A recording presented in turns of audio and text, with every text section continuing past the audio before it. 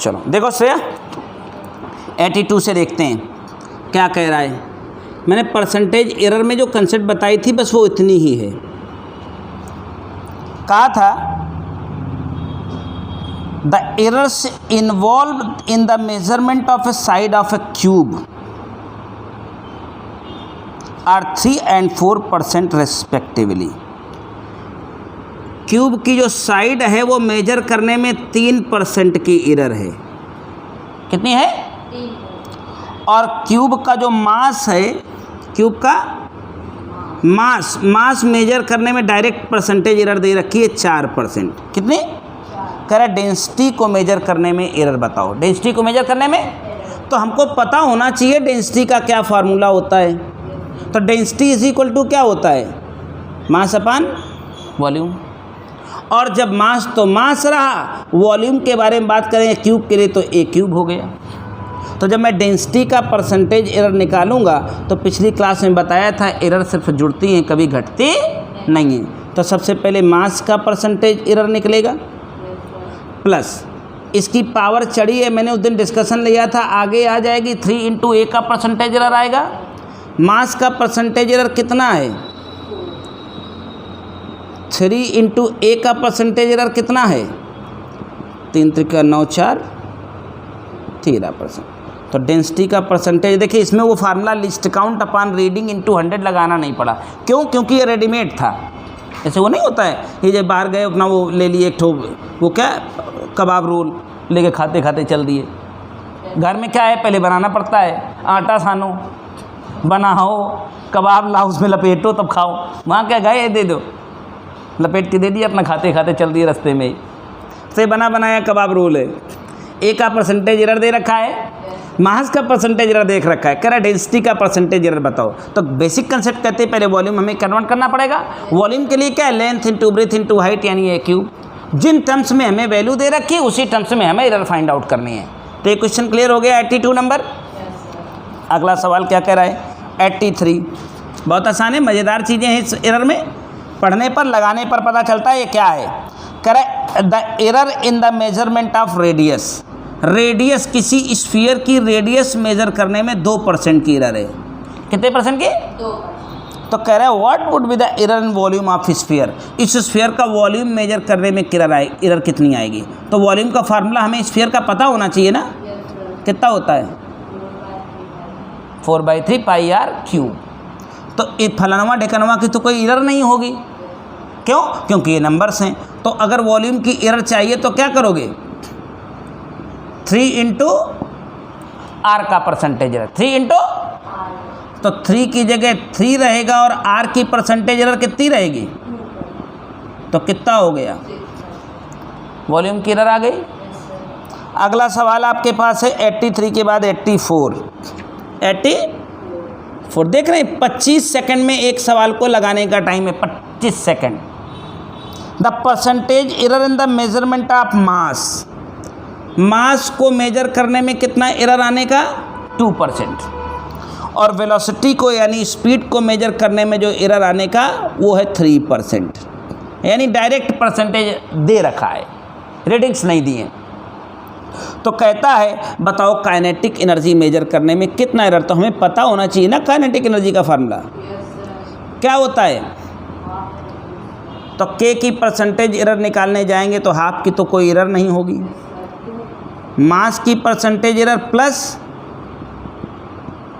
2 into V की percentage error. V for speed, mass for M की percentage error 2 दे रखी थी, वेलोसिटी की 3 दे रखी थी।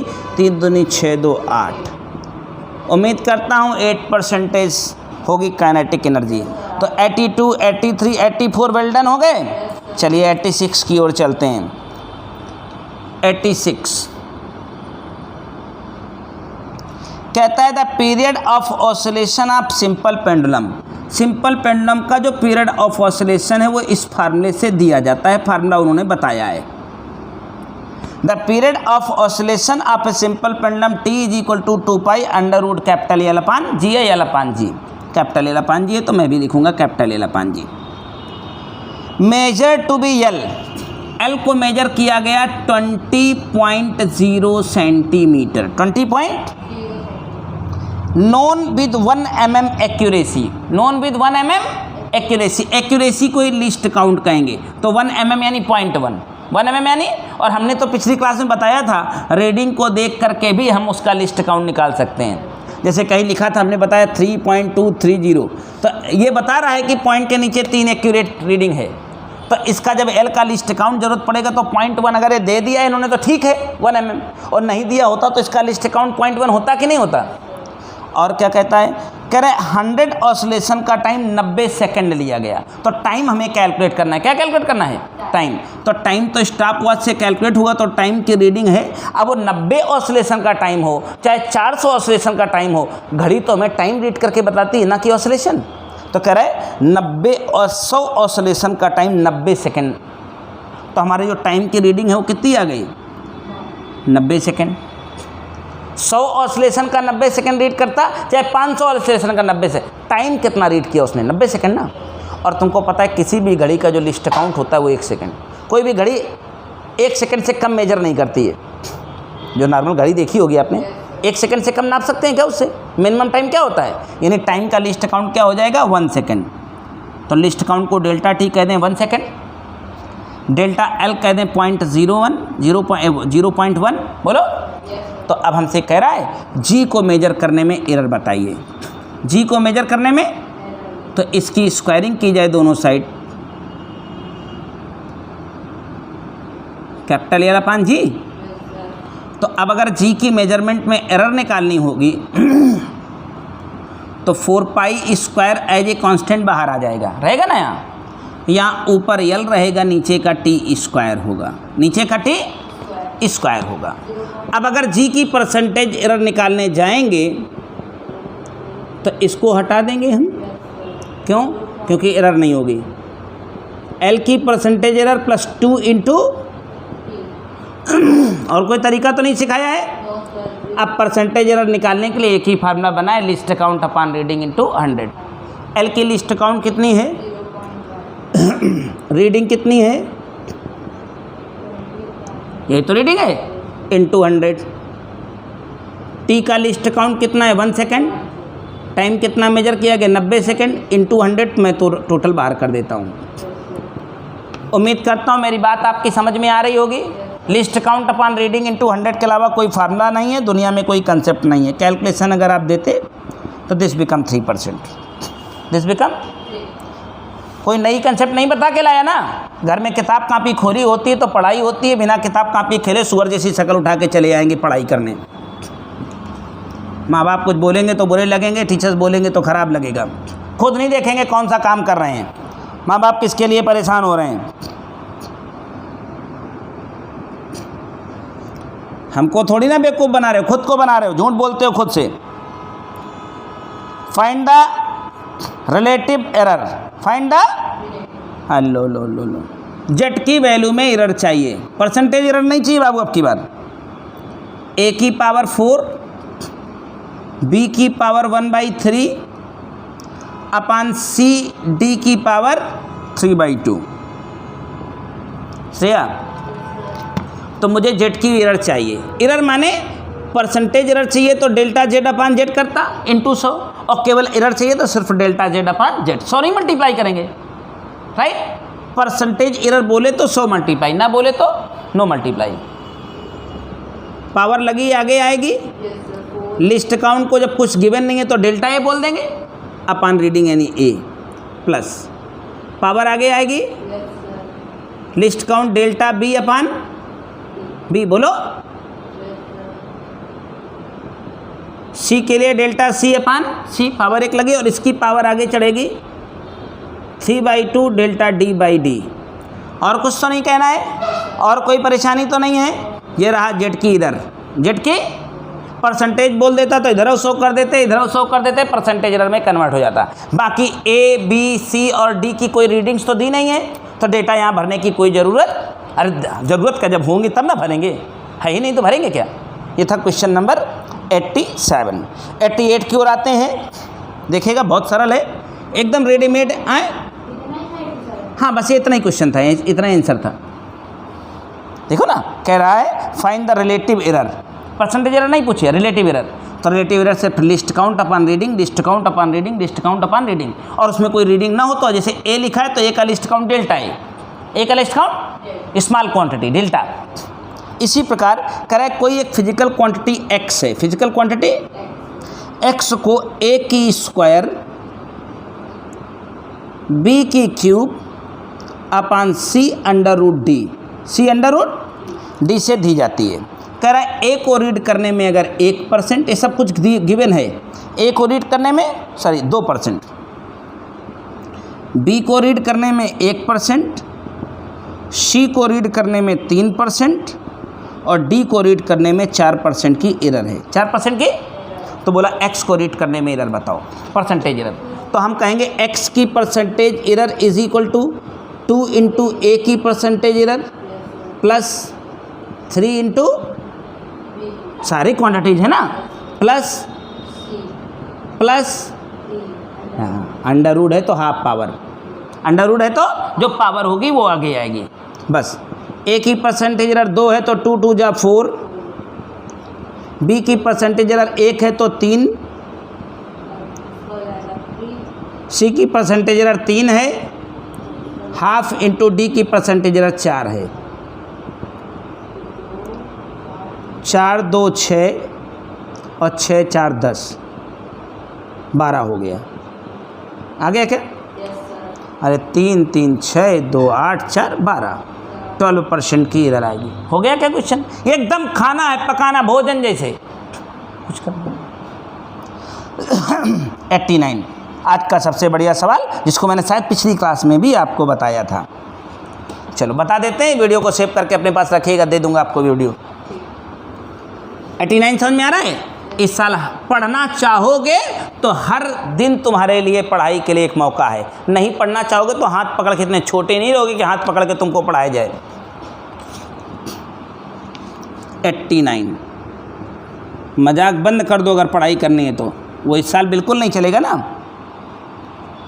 वाई कहता for the estimation of young models, question में कह रहा है वाई की वैल्यू यानी यंग मॉडल्स के एस्टिमेशन के लिए 4 mg l upon pi D square small L वाले फार्मूले का यूज किया जाता है, फार्मूले का।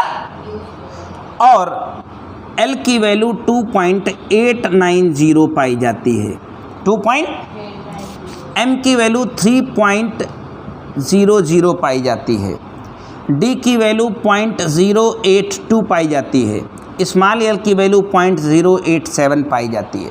बोला y की वैल्यू को रीड करने में एरर बताओ। y की वैल्यू को रीड करने में, याद आ रहा होगा मैंने पिछली क्लास में बताया है, तो y की वैल्यू को रीड करने में एरर बाबू निकालना होगा श्रेया हमको। तो 4 की कोई एरर नहीं होगी, पाई की कोई एरर नहीं होगी, g की भी कोई एरर नहीं, क्योंकि g को भी कहीं मेजर नहीं किया गया है। जिसको मेजर किया जाएगा उसमें लिस्ट काउंट होगा, list count upon reading into 100 रखते रहेंगे और सारी क्वांटिटी की एरर जोड़ते रहेंगे।